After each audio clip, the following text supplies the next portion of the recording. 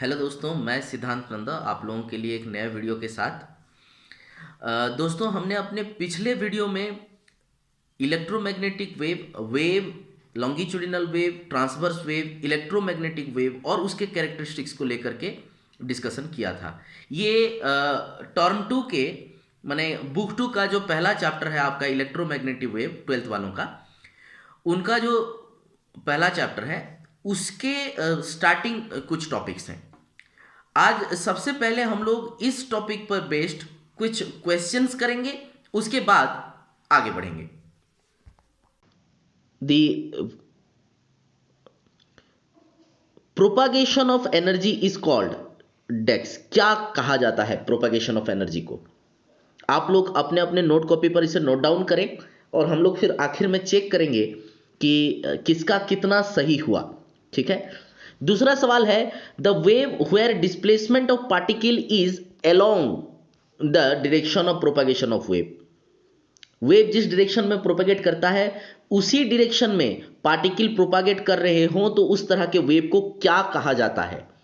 The displacement of particle is perpendicular to the propagation of wave. जहां particle का displacement wave के propagation को perpendicular हो, ऐसे सिचुएशन में, ऐसे यहां पे वैसे वेव्स को क्या कह सकते हैं हम?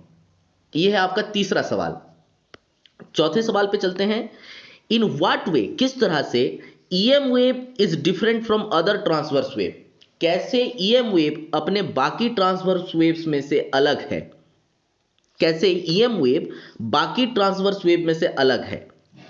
अगला सवाल, which of the following is a type of EM wave. इनमें से कौन ईएम वेव का प्रकार है? अल्फा रे, बीटा रे, गामा रे या सभी ईएम वेव हैं?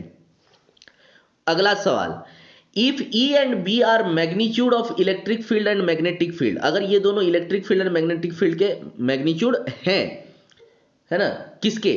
Components of EM wave. अच्छा, तो ई होता है ईएम वेव का इलेक्ट्रिक फील्ड कंपोनेंट का मैग्नीट्यूड और बी होता है ईएम वेव का मैग्नेटिक फील्ड कंपोनेंट का मैग्नीट्यूड। तो ई बाय बी क्या देता है? ई बाय बी क्या प्रोवाइड कर रहा है? ये हम लोग प्रॉपर्टीज ऑफ इलेक्ट्रोमैग्नेटिक वेव्स में पढ़े हैं इनके बारे में। अगला सवाल है कि अगर ई वेक्टर और B vector are electric field vector and magnetic field vector component of EM wave. अगर ई वेक्टर और बी वेक्टर ईएम वेव का इलेक्ट्रिक फील्ड वेक्टर और मैग्नेटिक फील्ड वेक्टर हैं तो E vector dot B vector क्या होगा? अगला सवाल, डेक्स प्रोड्यूसेस इलेक्ट्रोमैग्नेटिक वेव। क्या है जो इलेक्ट्रोमैग्नेटिक वेव को प्रोड्यूस करता है? ऐसा क्या है जो इलेक्ट्रोमैग्नेटिक वेव को प्रोड्यूस करता है, यानी इलेक्ट्रोमैग्नेटिक वेव के जनरेशन का सोर्स क्या है?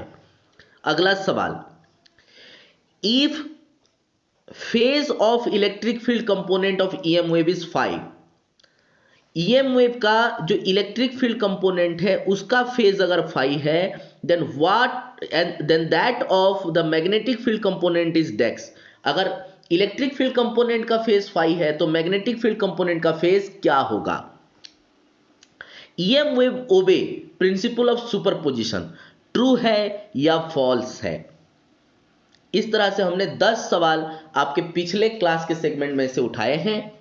जिसने पिछला वीडियो देखा है वो इन्हें सॉल्व कर पाएगा, आई होप। चलिए एक एक करके इसे सॉल्व करने की कोशिश करते हैं। पहला सवाल, the propagation of energy is called wave. मुझे उम्मीद है सबों ने इसका सही आंसर दिया होगा। The wave where displacement of particle is along the direction of propagation of wave is called longitudinal wave. इन्हें लॉन्गिट्यूडिनल वेव कहा जाता है। ठीक वैसे ही जहां पार्टिकल परपेंडिकुलर वाइब्रेट करें उसे ट्रांसवर्स वेव कहा जाता है।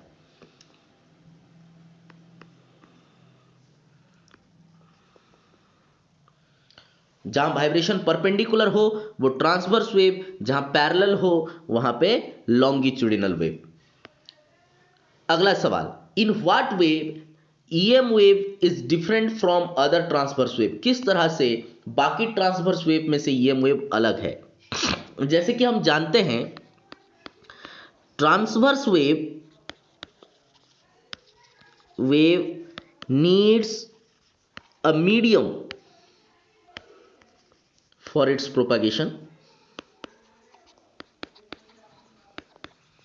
अपने प्रोपेगेशन के लिए ट्रांसवर्स वेव को एक मीडियम चाहिए होता है, बट ईएम वेव जो है डज नॉट रिक्वायर्ड और do not required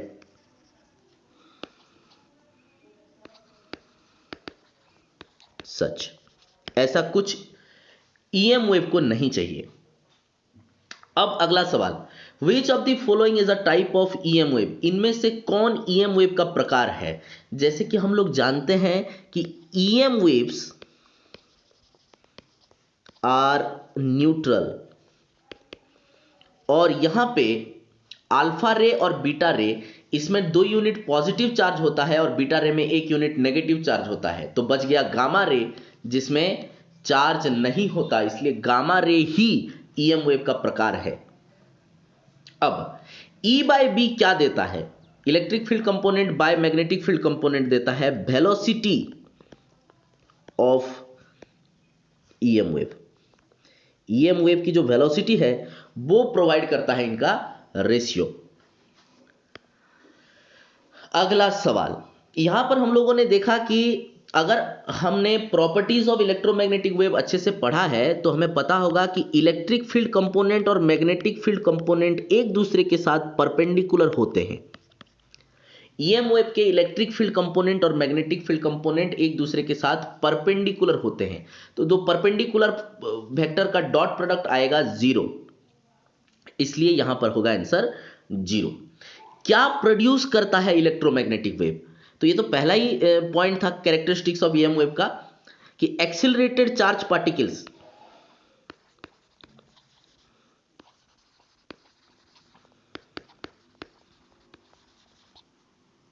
produces electromagnetic wave. अगला सवाल, अच्छा अगला सवाल जाने से पहले मैं 10वें सवाल पे आऊंगा। EM wave obey principle of superposition, हाँ या ना? अरे हमने उसके डेफिनेशन में ही बताया था कि ईएम वेव जो है it is a resultant wave of superposition of electric field and magnetic field. तो ऑब्वियसली वो सुपरपोजिशन को ओबे करता है, वरना सुपरपोजिशन कैसे होता?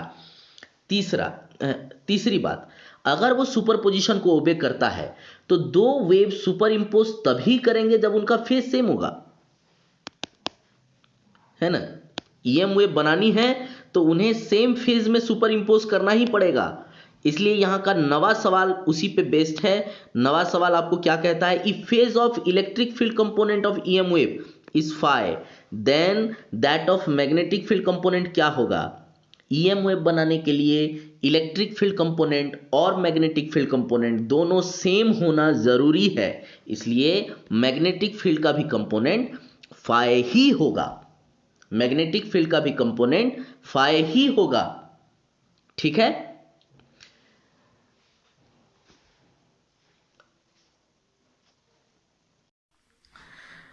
दोस्तों ये तो कुछ सवाल थे जो हमने पिछले क्लास के वीडियोस को बेस करके बनाया था।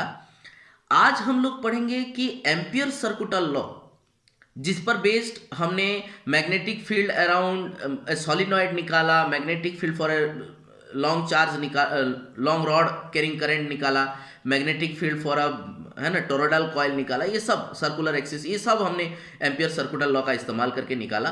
बड़ा ही यूजफुल लॉ रहा। आज हम देखेंगे कि एम्पियर सर्कुटल लॉ एक्चुअली में कंसिस्टेंट था ही नहीं, उसमें कुछ एप्स थे, उसमें कुछ इनकॉन्सिस्टेंसी थी। कैसी थी और किसने इसको इनकॉन्सिस्टेंट कहा, किन बेसिस पे कहा, आइए पहले उस पर नजर डालते हैं। तो दोस्तों जिस पर आज अभी हम लोग डिस्कस करेंगे वो है इनकॉन्सिस्टेंसी ऑफ एम्पियर सर्कुटल लॉ। तो एम्पियर्स लॉ के इनकॉन्सिस्टेंसी को जानने से पहले हमें समझना होगा कि एम्पियर सर्कुटल लॉ क्या था। एम्पियर सर्कुटल लॉ ये कहता था, इट स्टेट्स कि the line integral of magnetic field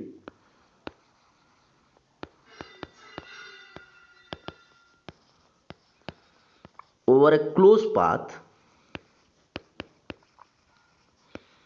is equal to mu naught times total current present within it।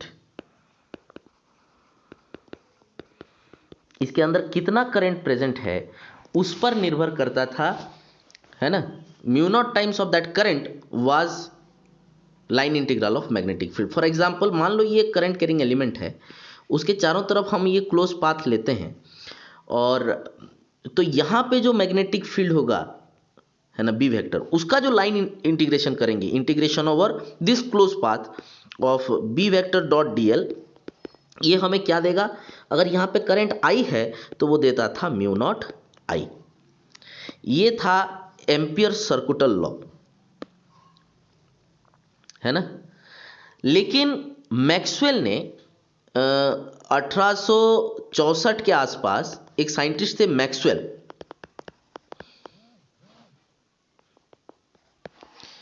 Maxwell ने सजेस्ट किया that this law is inconsistent।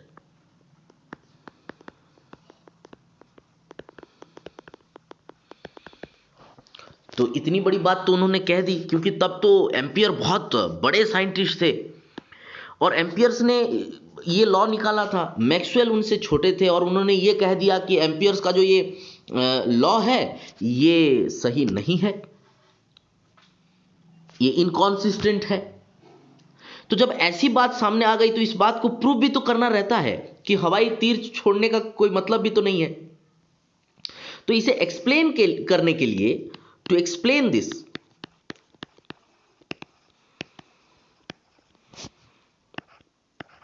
Maxwell has taken a parallel plate capacitor circuit। क्या लिया? Parallel plate capacitor circuit. और उसे उन्होंने उसको उन्होंने एक बैटरी भी प्रोवाइड कर दिया, and a battery is provided to it, है ना। ऐसे एक पैरेलल प्लेट कैपेसिटर था और उसके साथ एक बैटरी भी अटैच थी, यानी बैटरी में वोल्टेज था जिसके चलते ये कैपेसिटर सी में कोई चार्ज क्यू तो आता ही होगा, है ना।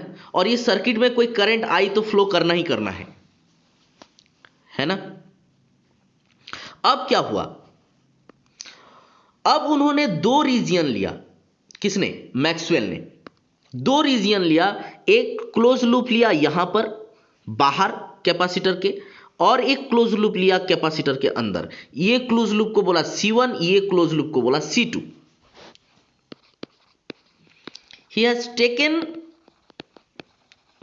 two closed loops,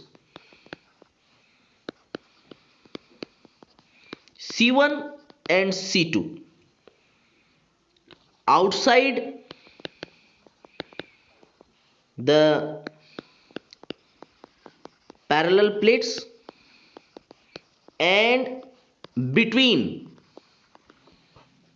the parallel plates respectively।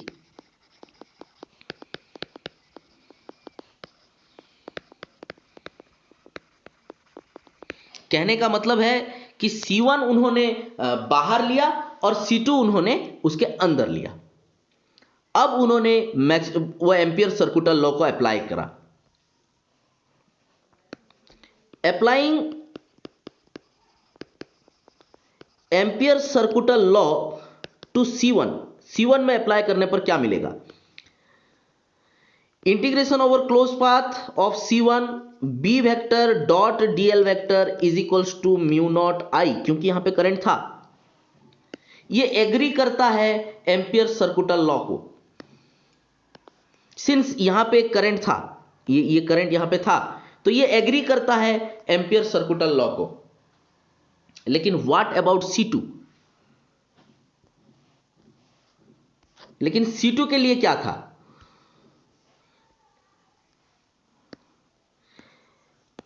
At C2, this region is the free space between the two parallel plates.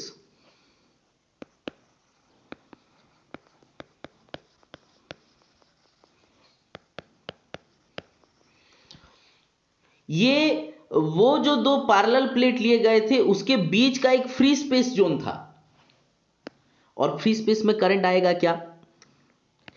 Here was no current, यहां पे कोई करंट नहीं था। ऐसा हमारा मानना है कि यहां पे कोई करंट है ही नहीं, है ना।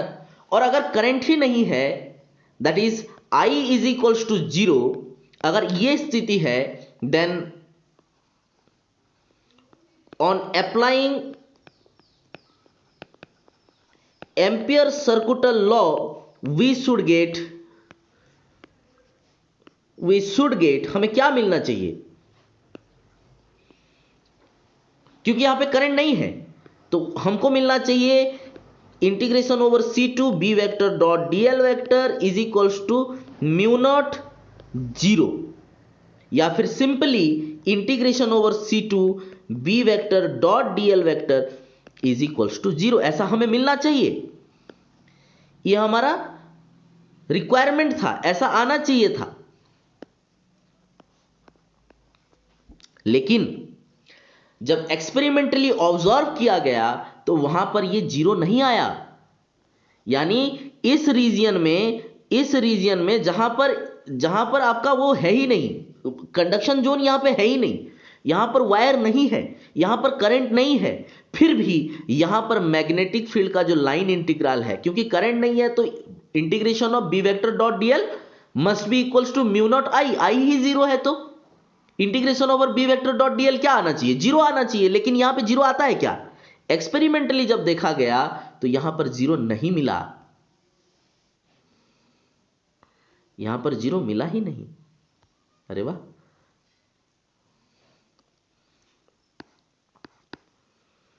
it is found that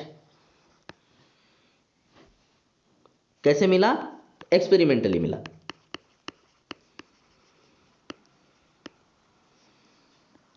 experiment करने पर यहां पे क्या मिला कि ये integration over C2 B vector dot DL vector is not equal to 0। एक तो वो 0 नहीं है, और क्या है, एंड ये भी है कि ये म्यू नॉट आई के साथ सेम है। अरे म्यू नॉट आई किसका वैल्यू था? म्यू नॉट आई वैल्यू था C1 के ऊपर इंटीग्रेट करने पे जो आया था उसका। देखो तो ये तो इक्वेशन तो ये एग्री नहीं करता, ये तो फॉर्मेट में नहीं आ रहा। तो ये जो तीसरा एक्सप्रेशन आया है ये कहता है कि एम्पियर सर्कुटल लॉ में कुछ ना कुछ तो गलत है, क्योंकि ये एग्री नहीं कर रहा उसको। अगर एम्पियर सर्कुटल लॉ सही होता तो ये इक्वेशन 2 आता, अगर वो सही होता तो ये इक्वेशन आता। लेकिन एक्चुअली क्या आ रहा है? इट इज फाउंड कि ये आ रहा है इन एक्चुअल प्रैक्टिस, है ना। ये जो है ये इन एक्चुअल प्रैक्टिस ये मिल रहा है, और ये एक्सपेक्टेशन था।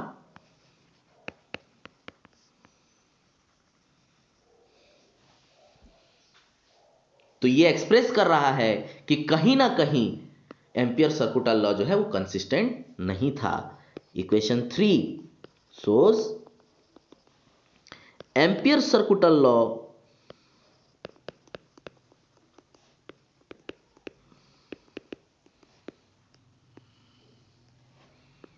was inconsistent।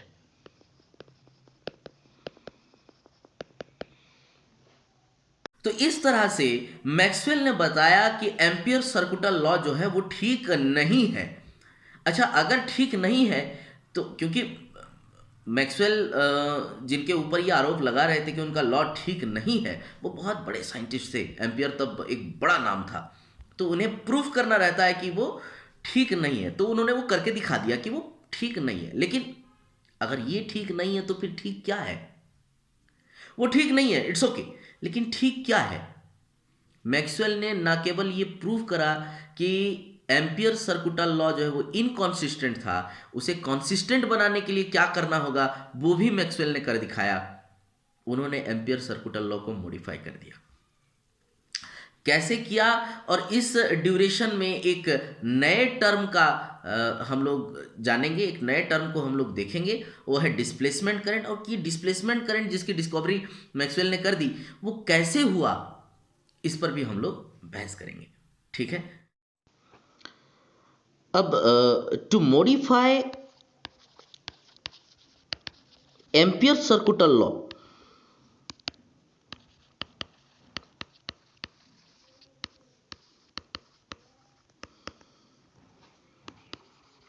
मैक्सवेल ने सिमेट्री मेथड अपनाया।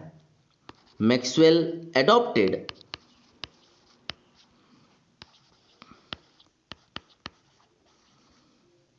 Symmetry method.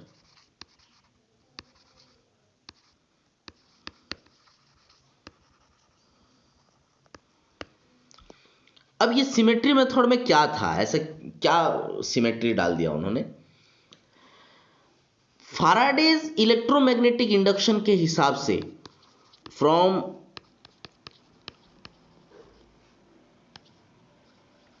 फैराडेज ईएमआई, माने Faraday's law of EMI,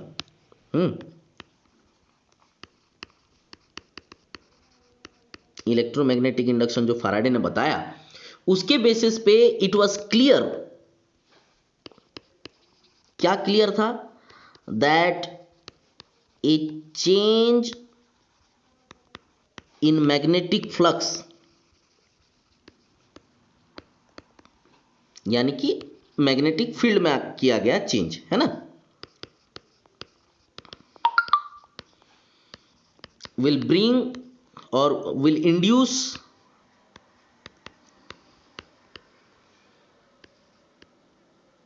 an electric field.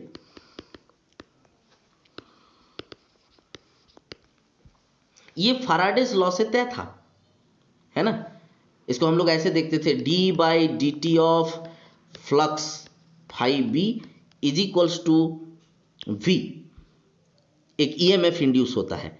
और इसके जगह पे हम लोग ऐसे यूज कर सकते थे, D by D T of B vector dot D S vector, है ना, is equals to line integral of E vector dot D L vector. तो ऐसे हम लोग इसका इस्तेमाल कर सकते थे, ये जो भी था, है ना, फैराडेज लॉ ऑफ ईएमआई। तो यहां पे हमें वो क्लियरली बताता कि जहां जहां मैग्नेटिक फील्ड में चेंजेस आएंगे वहां वहां इलेक्ट्रिक फील्ड प्रोड्यूस होगा। तो अगर मैग्नेटिक फील्ड में चेंज आने पर इलेक्ट्रिक फील्ड प्रोड्यूस होता है, तो इलेक्ट्रिक फील्ड में चेंज आने पर मैग्नेटिक फील्ड क्यों नहीं प्रोड्यूस हो सकता? तो इलेक्ट्रिक फील्ड में चेंज आने पर मैग्नेटिक फील्ड भी प्रोड्यूस हो सकता है, यह कहता है सिमेट्री मेथड। तो by method of symmetry he suggested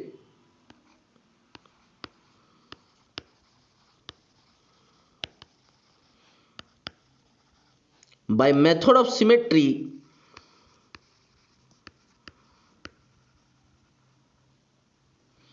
method of symmetry के हिसाब से दैट क्या सजेस्ट किया कि ये change in electric field will produce a magnetic field।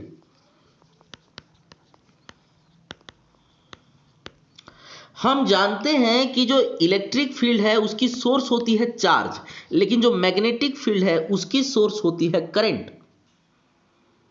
तो क्योंकि since magnetic fields are associated with current,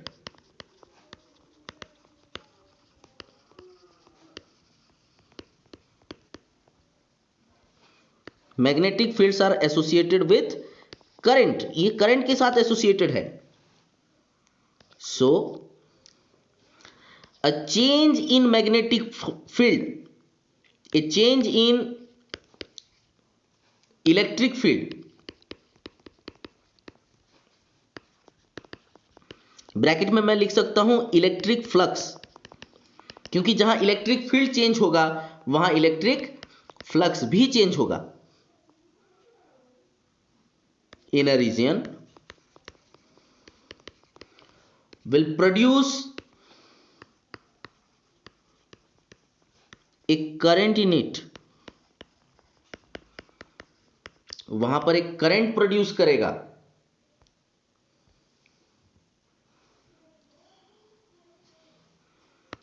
है ना? तो उनका कहने का मतलब है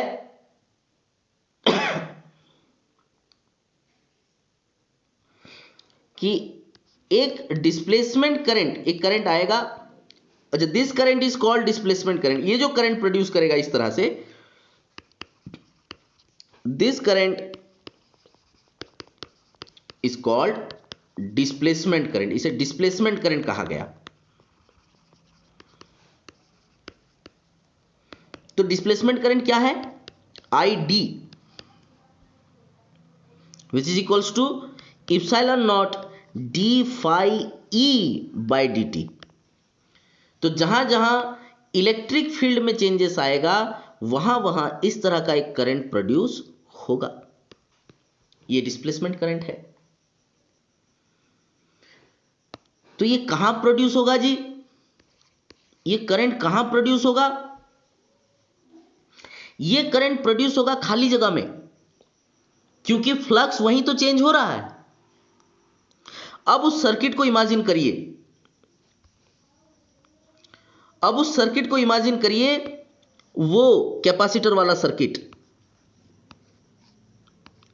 अब इस सर्किट में एक करंट नहीं था, अब इस सर्किट में दो करंट थे। एक यहां जहां खाली जगह नहीं था, जहां कोई फील्ड नहीं था, यहां पर एक करंट था, वो था कंडक्शन करंट। और एक ये जगह है, ये खाली जगह है दो पैरेलल प्लेट के बीच। यहां पर इलेक्ट्रिक फील्ड है, यहां पर इलेक्ट्रिक फील्ड है। अगर इलेक्ट्रिक फील्ड है तो उसमें चेंज आने पर यहां पर एक फ्लक्स चेंज आ रहा है। तो जहां फ्लक्स चेंज आएगा वहां एक और करंट डेवलप करेगा, दैट इज आईडी। आईडी माने displacement current. So he said in the circuit there exist two current. यहां पे दो करंट हैं। क्या क्या? एक है आईसी, जिसको हम लोग कंडक्शन करंट कहते हैं। और ये करंट कहां है? It is in the wire. ये वायर में है, यहां है, इस वायर में है। और हाँ, इट इज द वायर नहीं रही, it is in the wire.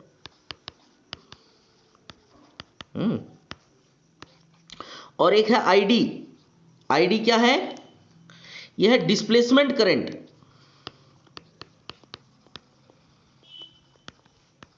और ये कहां है? It is in the free space between the two parallel plates।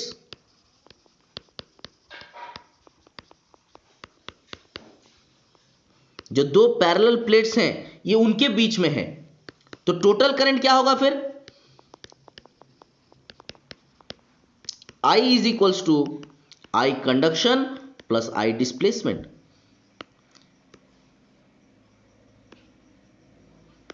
अब क्योंकि ये डिस्प्लेसमेंट करंट का पता चल चुका था, है ना? और ये डिस्प्लेसमेंट करंट खाली जगह पे रहता था, कंडक्शन करंट वायर में रहता था। टोटल करंट दोनों का सम होता था। ऐसा किसने कहा? मैक्सवेल ने कहा। और तब उन्होंने एम्पियर सर्कुटल लॉ को मॉडिफाई कर दिया। Now he modified the ACL as, ACL माने एम्पियर सर्कुटल लॉ, as क्या, the line integral of magnetic field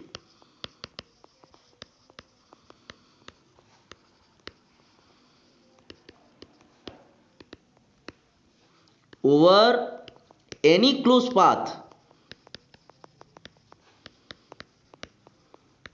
is equal to mu not times total current. अब यहां पे उन्होंने टोटल करंट को डिफाइन किया। टोटल करंट क्या है? Sum of conduction current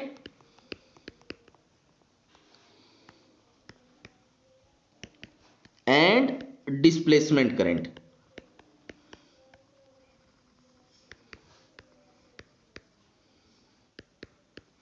within it, इसके अंदर, इट माने यहां पे कौन, वो क्लोज पाथ। तो क्लोज पाथ के अंदर जो भी कंडक्शन करंट और डिस्प्लेसमेंट करंट है, दोनों को सम करके जो आएगा उस टोटल करंट के साथ होगा। क्या?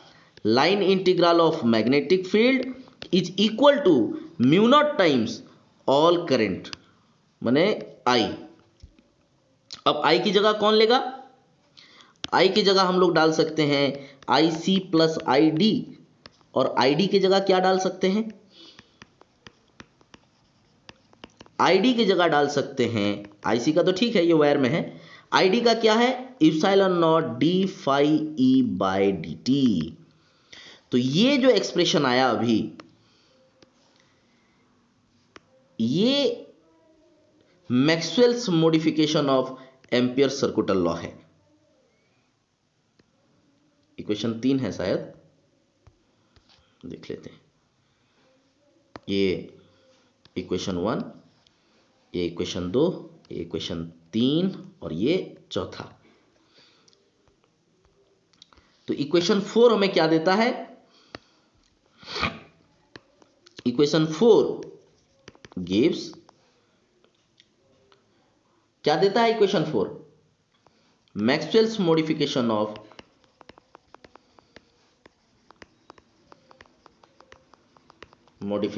Of Ampere circuital law.